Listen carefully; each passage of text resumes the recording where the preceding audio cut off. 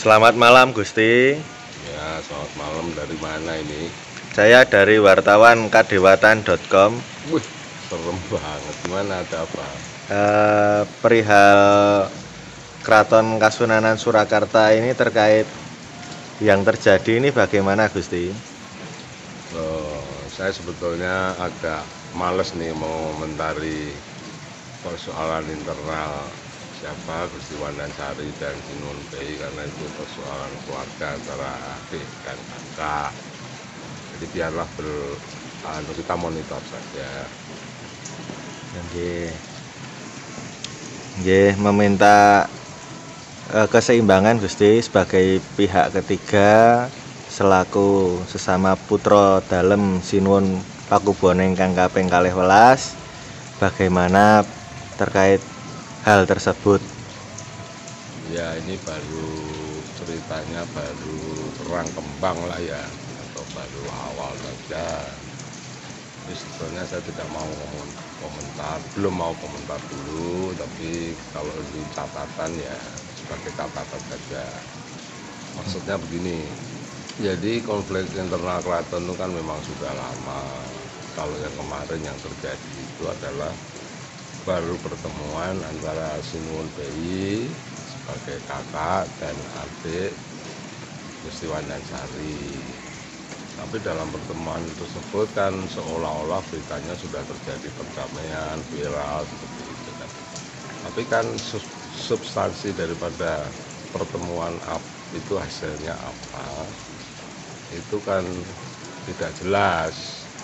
Lalu kemudian pertemuan dilanjutkan di Loji Gandrung, makan-makan dan sebagainya, seolah-olah itu sudah selesai.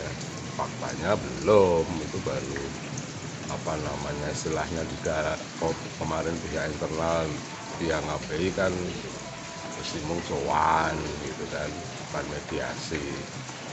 Nah, substansi dari persoalannya itu belum muncul nih. Itu persoalannya sebetulnya sangat berat bagi Sinuhun Bey, barangkali juga bagi Gusti Wandansari selaku pemimpin lembaga Dewan Adat. Persoalan itu cukup berat karena lembaga Dewan Adat kan tidak mengakui istrinya Bey sebagai permaisuri, sekaligus tidak mengakui juga putranya Bey sebagai calon pengganti nanti, yaitu Purboyo kan.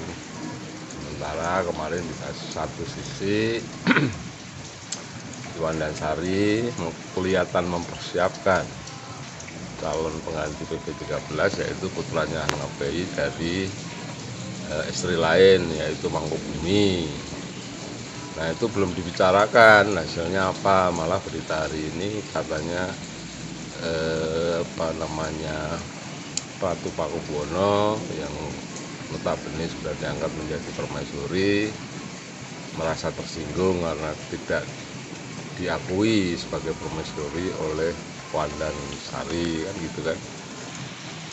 Kira-kira bagaimana prospek penyelesaian yang dilakukan Gibran sebagai wali kota, Gusti?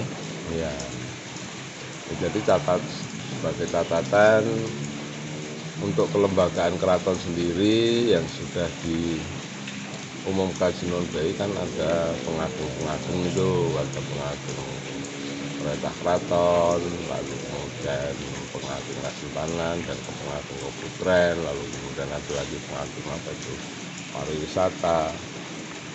Nah, lembaga-lembaga itu ini belum ada komentarnya ini.